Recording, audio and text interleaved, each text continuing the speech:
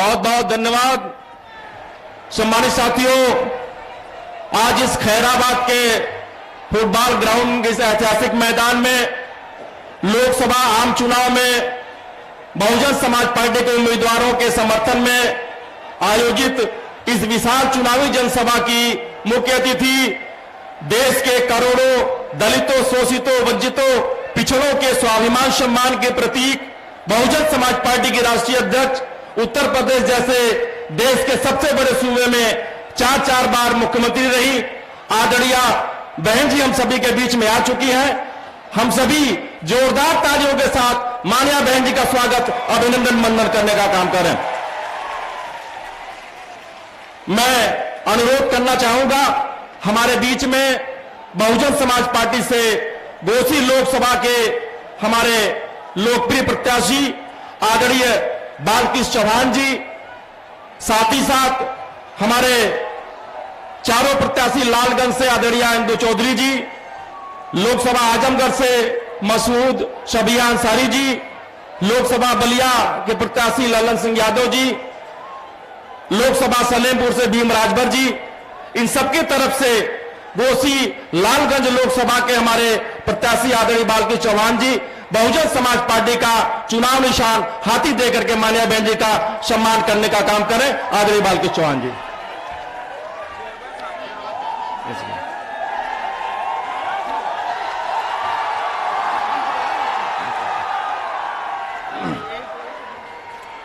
इसके बाद हमारे बीच में हमारे मऊ नगर पालिका के सम्मानित चेयरमैन भाई अरशद जमाल जी हमारे बीच में है। वो भी बहुजन समाज पार्टी के चुनाव निशान हाथी सिंबल देकर के माननीय बहन जी का सम्मान करने का काम कर रहे हैं। आदरणीय अरशद जमाल साहब। सम्मानित साथियों,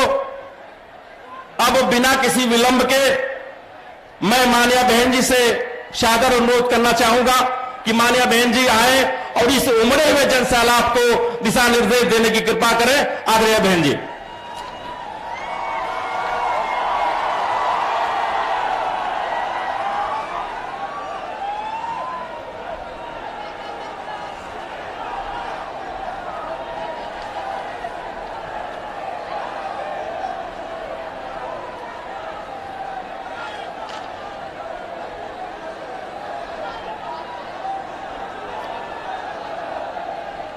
बीएसपी की इस विशाल चुनावी जनसभा में इकट्ठा हुए पार्टी के सभी छोटे बड़े पदाधिकारी एवं कार्यकर्तागण, आज आप लोग देश में व यहाँ आपके उत्तर प्रदेश स्टेट में भी लोकसभा के लिए हो रहे आम चुनाव में अपनी पार्टी के उम्मीदवारों के समर्थन में अर्थात आजमगढ़ मंडल से आजमगढ़ सदर लोकसभा की सीट से श्री मसूद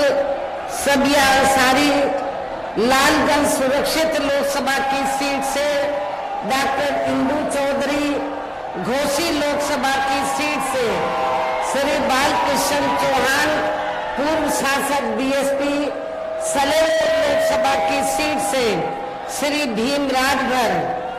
इनके समर्थन में मुझे सुनने के लिए यहाँ इकट्ठा हुए हैं, तो उसके लिए मैं आप सभी लोगों का हार्दिक दिल से आभार प्रकट करती हूँ। वैसे आप लोगों को ये मालूम है कि हमारी पार्टी कांग्रेस, बीजेपी व अन्य किसी भी विरोधी पार्टी तथा गठबंधन आदि के साथ मिलकर नहीं, बल्कि अकेले ही अपनी पार्टी के बलबूते पर पूरी तैयारी व दमदारी के साथ ये चुनाव लड़ रही है। इसके साथ ही हमने टिकट बंटवारे के मामले में भी सर्व समाज के लोगों को उचित भागीदारी दी है, जिनको कामयाब बनाने के लिए अपनी पार्टी के लोग पूरे जी जान से लगे हैं। हालांकि आज यहाँ आपकी इकट्ठा हुई अपार भीड़, वह भीड़ के जबरदस्त जोश को भी देखकर अब मुझे भी ये काफी हद तक भरोसा हो गया है कि पिछली बार की तरह इस बार भी आप लोग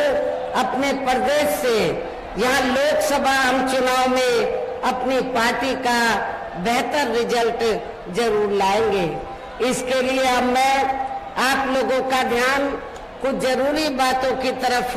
दिलाना चाहती हूँ और इस संबंध में विशेषकर मैं कांग्रेस, बीजेपी व इनके अन्य सभी सहयोगी दलों के बारे में ये कहना चाहूंगी कि आजादी के बाद शुरू में केंद्र व देश के काफी राज्यों में भी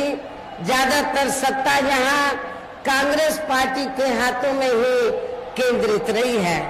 किंतु इनके अधिकांश मामलों में रही गलत नीतियों एवं गलत कार्य प्रणाली आदि की वजह से ही फिर इस पार्टी को केंद्र व काफी राज्यों की भी सत्ता से बाहर होना पड़ा है तथा यही स्थिति इनकी सहयोगी पार्टियों की भी बनी रही है, जिसके कारण ही फिर पिछले कई वर्षों से बीजेपी व इनके सहयोगी दल केंद्र एवं काफी राज्यों की भी सत्ता में काबिज हो गए हैं, लेकिन इनकी भी ज्यादातर रही जातिवादी, पूंजीवादी, संकीर्ण, सांप्रदायिक व द्वेषपूर्ण नीतियों एवं कार्य प्रणाली आदि से तथा इनकी कथनी व करनी में भी काफी अंतर होने की वजह से अब ऐसा लगता है कि इस बार ये पार्टी भी यानी कि भारतीय जनता पार्टी भी केंद्र की सत्ता में आसानी से वापस आने वाली नहीं है, बशर्ते यदि ये चुनाव इस बार फ्री एंड फेयर होता है तथा आम चर्चा के मुताबिक वोटिंग मशीनों में भी कोई गड़बड़ी आदि नहीं की जाती है और वैसे भी इस बार चुनाव में इनकी कोई भी पुरानी एवं नई चल रही नाटकबाजी, जुमलेबाजी व गारंटी आदि काम में आने वाली नहीं है, क्योंकि अब देश की जनता काफी हद तक इस बात को समझ चुकी है कि इनकी पार्टी ने अब तक देश के विशेषकर गरीबों, कमजोर तबकों, मध्यम वर्गीय एवं अन्य मेहनतकश लोगों को जो इन्हें अच्छे दिन दिखाने के असंख्य प्रलोभन भरे वायदे किए हैं तथा अनेकों हवाई व कागजी गारंटी आदि भी दी है, तो उनका जमीनी हकीकत में अभी तक इन्होंने लगभग 1/4 हिस्सा भी कार्य पूरा नहीं किया है, बल्कि इसके स्थान पर इनका ज्यादातर समय व ताकत भी यहाँ इनके अपने चाहते रहे बड़े बड़े पूंजीपतियों एवं धन्ना सेठों को ही ज्यादा से ज्यादा मालामाल व धनवान आदि बनाने में तथा इन्हें हर स्तर पर छूट देने व बचाने में ही लगी रही है, जिनके अधिकांश आर्थिक सहयोग से ही ये पार्टी व अन्य पार्टियां भी अपना संगठन चलाती हैं तथा चुनाव आदि भी लड़ाती हैं, जिनका काफी कुछ खुलासा बॉन्ड की आई रिपोर्ट से भी हो जाता है। और इस संबंध में वैसे आप लोगों को ये मालूम है कि अभी कुछ दिन पहले माननीय सुप्रीम कोर्ट ने रिपोर्ट दी है और रिपोर्ट से ये खुलासा हुआ है कि इस देश में कांग्रेस, बीजेपी व अन्य जो जातिवादी पार्टियां हैं, पूंजीवादी पार्टियां हैं, तो पूरे देश में बीएसपी को छोड़कर जितनी भी पार्टियां हैं उन्होंने इस देश के बड़े बड़े पूंजीपतियों व धन्ना सेठों से तो पार्टी के संगठन को चलाने के लिए, चुनाव आदि लड़ाने के लिए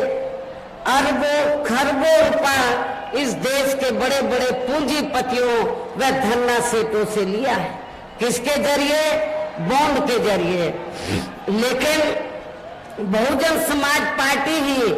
एक अकेली एक ऐसी पार्टी है जिसने बॉन्ड के जरिए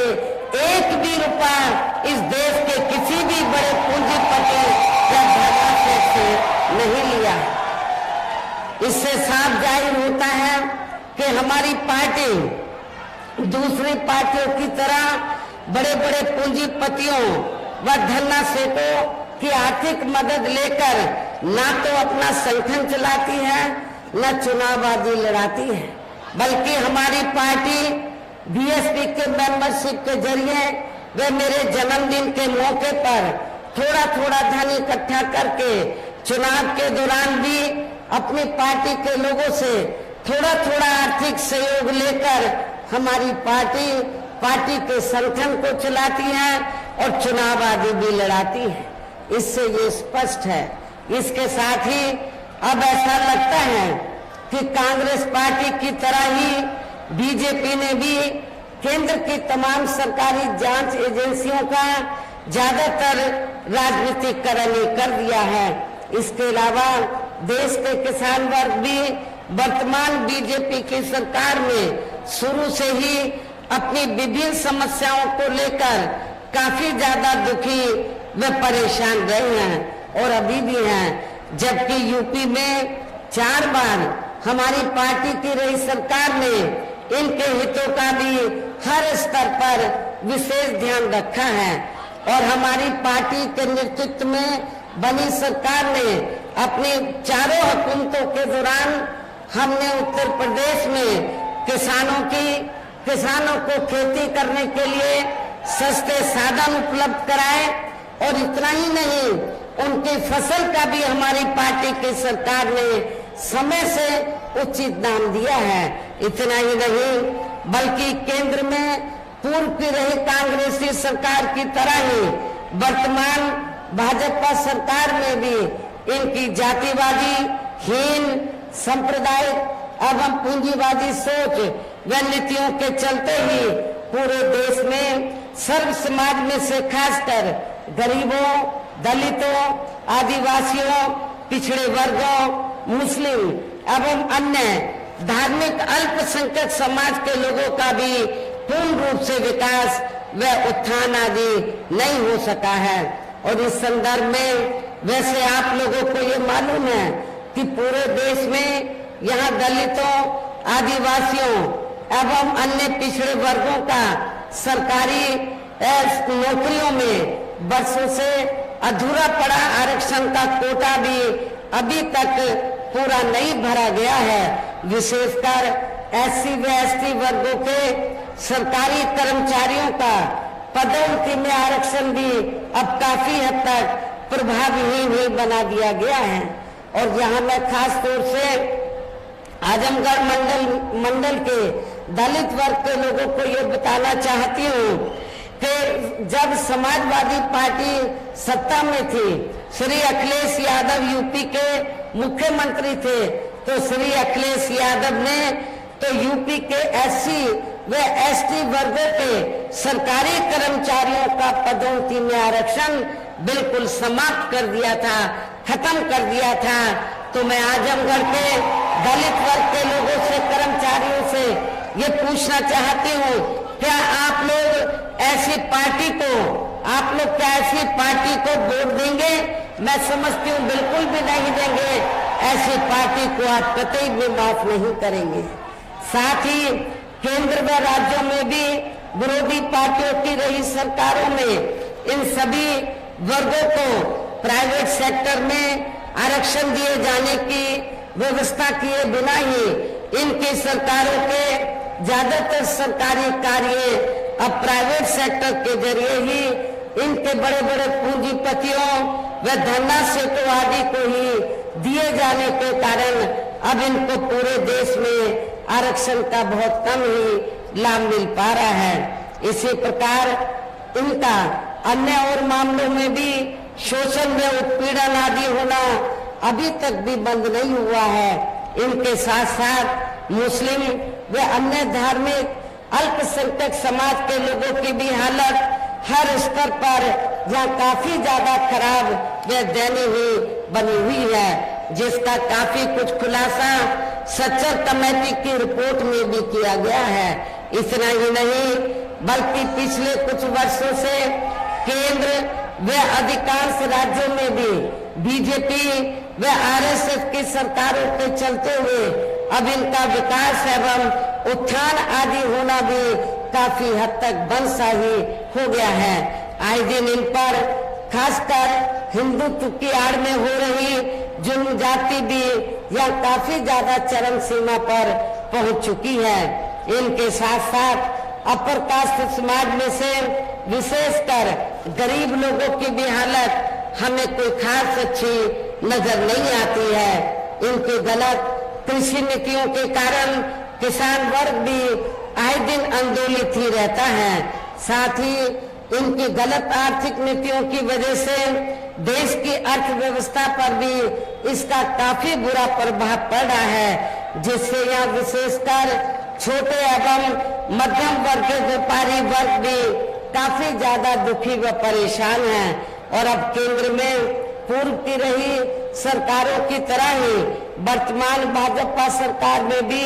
यहाँ पूरे देश में गरीबी, बेरोजगारी एवं महंगाई आदि भी लगातार काफी ज्यादा बढ़ रही है। देश में हर स्तर पर फैला भ्रष्टाचार भी अभी तक खत्म नहीं हुआ है। ऐसे में अब आप लोगों को देश में हो रहे लोकसभा चुनाव में कांग्रेस, बीजेपी व इनकी सहयोगी पार्टियों को भी केंद्र की सत्ता में आने से जरूर रोकना है, जिनके गलत नीतियों व गलत कार्य प्रणाली आदि को आप लोग काफी हद तक आजमा भी चुके हैं। ऐसी स्थिति में अब ये विरोधी पार्टियां इस चुनाव में भी किस्म किस्म के साम, दाम, दंड भेद आदि अनेकों हथकंडे इस्तेमाल करके केंद्र की सत्ता में आने की पूरी कोशिश में लगी हैं, जिनसे अपनी पार्टी के लोगों को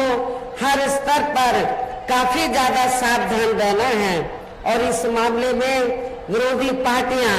अपने अपने पक्ष में हवा बनाने के लिए खासकर मीडिया, ओपिनियन पोल व सर्वे आदि का जो बड़े पैमाने पर इस्तेमाल कर रही हैं, तो उनसे भी अपनी पार्टी के लोगों को बिल्कुल भी गुमराह नहीं होना है। इसके साथ ही विरोधी पार्टियों के विभिन्न रूपों में जारी किए गए इनके हवाई व प्रलोभन भरे चुनावी घोषणा पत्रों एवं वायदों आदि के बहकावे में भी अपनी पार्टी के लोगों को कतई भी नहीं आना है, जिन्हें ये पार्टियां चुनाव खत्म होने के बाद ज्यादातर अमल में नहीं लाती हैं और अब जिन पर से देश की जनता का अधिकांश विश्वास ही उठ गया है। यही खास वजह है कि हमारी पार्टी किसी भी चुनाव में अपनी पार्टी का कोई भी चुनावी घोषणा पत्र आदि जारी नहीं करती है। वैसे भी हमारी पार्टी किसी भी मामले में कहने में बहुत कम बल्कि कार्य करके दिखाने में ही ज्यादा विश्वास रखती है। और इस बात का सबसे बड़ा सबूत ये है कि उत्तर प्रदेश में 4 बार हमारी पार्टी के नेतृत्व में रही सरकार ने चुनाव में अपनी पार्टी के बिना कोई जारी किए गए चुनावी घोषणा पत्र के ही प्रदेश में आम जनहित में काफी कुछ ऐतिहासिक कार्य करके दिखाए हैं, जिनकी अब देश में अधिकांश पार्टियों की सरकारें काफी नकल भी कर रही हैं। जबकि इस मामले में हमारी पार्टी का ये कहना है कि यदि इन पार्टियों के स्थान पर केंद्र में हमें अपनी पार्टी की सरकार बनाने का मौका मिलता है, तो तब फिर हमारी पार्टी की बनी सरकार केंद्र में यहाँ अब तक रही सभी विरोधी पार्टियों की सरकारों की तरह केवल हवाई व कागजी कार्य आदि नहीं करेगी, बल्कि उत्तर प्रदेश की तरह ही जमीनी हकीकत में ठोस कार्य करके दिखाएगी। और इस संदर्भ में खासकर मैं ये कहना चाहूंगी, केंद्र द्वारा देश में पिछले कुछ समय से अति गरीब परिवारों को अस्थायी तौर पर फ्री में जो थोड़ी सी खाद्य सामग्री दी जा रही है, तो उससे इनका स्थायी तौर पर भला होने वाला नहीं है। और वैसे भी इनकी ये जटिल समस्या देश में हर हाथ को काम देने से ही केवल दूर हो सकती है, जिसकी तरफ हमारी पार्टी की बनी सरकार विशेष ध्यान देगी। और इस संदर्भ में मैं आप लोगों को सावधान भी करना चाहती हूँ। आप लोगों को ये मालूम है कि पिछले कुछ समय से तो केंद्र की बीजेपी की सरकार द्वारा जो गरीब लोग हैं उनको थोड़ा फ्री में राशन देकर उसके एवज में उनसे वोट लेने की गुजारिश की जाती है कि आपको केंद्र की सरकार ने फ्री में राशन दिया है, तो इसके एवज में आपको बीजेपी को वोट देना चाहिए। आपको बिल्कुल भी इनके बहकावे में नहीं आना है, इनके चक्कर में नहीं आना है, क्योंकि पूरे देश में जो गरीब लोगों को फ्री में जो थोड़ा सा राशन दिया जा रहा है, तो ये बीजेपी की जेब से नहीं, आरएसएस के लोगों की जेब से नहीं दिया जा रहा है, बल्कि इस देश की जनता जो टैक्स के जरिए सरकार के पास पैसा देती है, उस टैक्स के पैसे से ये राशन मुफ्त में आपको दिया जा रहा है, ये किसी की जेब से नहीं। साथ ही देश में पिछले काफी वर्षों से आए दिन बढ़ रही गरीबी, बेरोजगारी व महंगाई आदि से भी जनता बहुत ज्यादा दुखी व परेशान है, जिसे भी आर्थिक नीतियों में तब्दीली करके जरूर दूर किया जाएगा। धर्म की भी आड़ में पिछले कुछ वर्षों से खासकर मुस्लिम समाज के लोगों का द्वेष की भावना से जो इनका काफी ज्यादा शोषण व उत्पीड़न आदि किया जा रहा है, तो उसे भी जरूर रोका जाएगा। और ये सब हमने अपनी यूपी की रही सरकार में करके भी दिखाया है। इसके अलावा हमने यूपी में सब समाज में से गरीब एवं बेरोजगार लोगों को बेरोजगारी भत्ता आदि न देकर उन्हें बड़ी तादाद में रोटी रोजी के साधन भी उपलब्ध कराए हैं, जो अब ये कार्य भी अधिकांश ठंडे ही पड़े हैं, जिनको फिर केंद्र में बीएसपी की सरकार बनने पर प्राथमिकता दी जाएगी। कहने का तात्पर्य ये है, देश में इस समय हो रहे लोकसभा चुनाव में विरोधी पार्टियों के जारी किए गए उनके हवाई व प्रलोभन भरे चुनावी घोषणा पत्रों आदि के बहकावे में अब यह खासकर देश के अति गरीबों, मजदूरों, बेरोजगारों एवं अन्य मेहनतकश लोगों को बिल्कुल भी नहीं आना है। और अब इन्हें ऐसी सभी विरोधी पार्टियों को हर हालत में केंद्र की सत्ता में आने से जरूर रोकना है, जिनकी कथनी व करनी में काफी अंतर रहा है तथा जिन्हें ये लोग वर्षों से आजमा भी चुके हैं। ऐसे में अब मेरा यही कहना है कि आप लोगों को अपने खुद के व अपने प्रदेश एवं देश के भी हित में अपने वोटों को यह कांग्रेस, बीजेपी व अन्य विरोधी पार्टियों को न देकर केवल अपनी एकमात्र हितैषी पार्टी बहुजन समाज पार्टी को ही देना है, जो ये पार्टी उत्तर प्रदेश की तरह ही केंद्र में भी अपनी पार्टी की सरकार बनने पर फिर पूरे देश में यह अपनी पार्टी की सर्वजन हिताय व सर्वजन सुखाय की नीतियों पर आधारित सरकार चलाएगी। इसके साथ साथ केंद्र से जुड़ी आपके क्षेत्र के जो भी यहाँ स्थानीय समस्याएं होंगी, तो उन्हें भी फिर दूर करने का हर संभव पूरा प्रयास किया जाएगा। और इस मामले में आज मैं आप लोगों को ये विश्वास दिलाना चाहती हूँ कि आप लोगों के पूर्वांचल की लंबे अरसे से ये दिल्ली पर पूर्वांचल के लोगों की लंबे अरसे से ये मांग रही है कि पूर्वांचल क्षेत्र पिछड़ा हुआ है और इसको अलग से स्टेट बनाया जाए। जब केंद्र में हमारी पार्टी सत्ता में आएगी तो आपके पूर्वांचल क्षेत्र को अलग से स्टेट बनाया जाएगा, इसको अलग से राज्य का दर्जा दिया जाएगा। साथ ही या गरीबों, मजदूरों, बेरोजगारों, कर्मचारियों, किसानों, छोटे व्यापारियों एवं अन्य मेहनतकश लोगों के हितों के का भी विशेष ध्यान रखा जाएगा। सर्व समाज में से खासकर दलितों, आदिवासियों, पिछड़े वर्गों, मुस्लिम व अन्य धार्मिक अल्पसंख्यक समाज के लोगों के विकास व उत्थान के साथ साथ हर स्तर पर इनकी सुरक्षा आदि के लिए भी सख्त कदम उठाए जाएंगे और तभी फिर यहाँ वास्तव में अपने देश के महान संतों, गुरुओं व महापुरुषों में भी विशेषकर महात्मा ज्योतिराव फूले, श्री छत्रपति शाहू जी महाराज, श्री नारायण गुरु, बाबा साहब डॉक्टर भीमराव अम्बेडकर एवं मान्यवर श्री कांशीराम जी आदि का अधूरा रहा सपना जरूर साकार हो सकता है, जिनको यूपी में हमारी पार्टी की रही सरकार द्वारा हर स्तर पर पूरा आदर सम्मान दिया गया है। और इतना ही नहीं, जब यूपी में 4 बार मेरे नेतृत्व में सरकार रही तो हमारी पार्टी की सरकार ने और खास तौर से मैंने अपनी पार्टी के लोगों या दूसरी पार्टी के लोगों जो गलत किस्म के लोग हैं उनको बिल्कुल भी बर्दाश्त नहीं किया था। हमारी पार्टी की सरकार ने उनके खिलाफ सख्त से सख्त कार्रवाई की। आप लोगों को मालूम है उस समय हमारी पार्टी का एक यादव समाज से एमपी था। मेरी सरकार बनते ही उसने कानून अपने हाथ में ले लिया। मैंने ये नहीं देखा कि वो बीएसपी का एमपी है, मैंने कानून व्यवस्था देखी, अपनी जिम्मेवारी का मैंने एहसास किया और मैंने उस मेंबर पार्लियामेंट को अपने मुख्यमंत्री के बंगले में बुलाकर तो उसको मैंने जेल के हवाले कर दिया था। इसलिए मैं आप लोगों को बताना चाहती हूँ, यदि इस पार्टी मूवमेंट को आगे बढ़ाना है तो आप लोगों को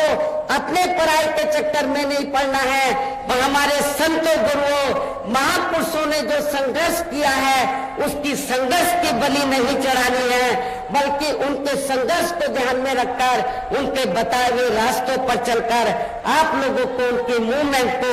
आगे बढ़ाना है। इन्हीं खास बातों के साथ ही अब मेरा देश व आपके स्टेट के भी हित में यही कहना है कि हमारी पार्टी ने यहाँ जिनको भी लोकसभा के लिए चुनाव के मैदान में उतारा है, हमने आप लोगों को मालूम है मुस्लिम को भी हमने मौका दिया और पिछड़े वर्ग से भी पिछड़े वर्ग से भी हमने विभिन्न जाति के लोगों को मौका दिया है। क्योंकि हमने ये जो मऊ घोसी लोकसभा की सीट है तो हमने यहाँ से बालकृष्ण चौहान जो पहले बीएसपी से चुनाव जीत चुके हैं तो इनको चुनाव के मैदान में उतारा है। राजभर वोट भी काफी है, भीम राजभर को खड़ा किया और बलिया से हमने यादव समाज से बीएसपी का प्रत्याशी चुनाव के मैदान में उतारा है। हमने अकेले राजभर कोई मौका नहीं दिया है, राजभर को भी दिया है, नुनिया चौहान को भी दिया है, मुस्लिम को भी दिया है, बलिया से यादव समाज को भी दिया है और रिजर्व सीट से हमने दलित वर्ग की महिला को भी मौका दिया है। मेरे आप लोगों से पुरजोर अपील है कि बहुजन समाज पार्टी ने इन जिन लोगों को भी चुनाव के मैदान में उतारा है, जो ये लोग आपके सामने यहाँ खड़े हैं, मंच पर मौजूद हैं, तो उन्हें आपको जरूर कामयाब बनाना है, जिसके लिए यहाँ पार्टी के सभी स्तर के छोटे बड़े पदाधिकारी एवं कार्यकर्तागण आदि पूरे जी जान से लगे हैं। और अब अंत में मेरा यही कहना है कि आप लोगों को वोट पड़ने वाले दिन यहाँ बीएसपी के अपने सभी लोकसभा उम्मीदवारों को अपने पार्टी के हाथी चुनाव चिन्ह के सामने वाले बटन को दबाकर इनको भारी वोटों के अंतर से जरूर कामयाब बनाना है, जरूर विजयी बनाना है। इस खास अपील के साथ ही अब मैं अपनी बात यही समाप्त करती हूँ। जय भीम, जय भारत।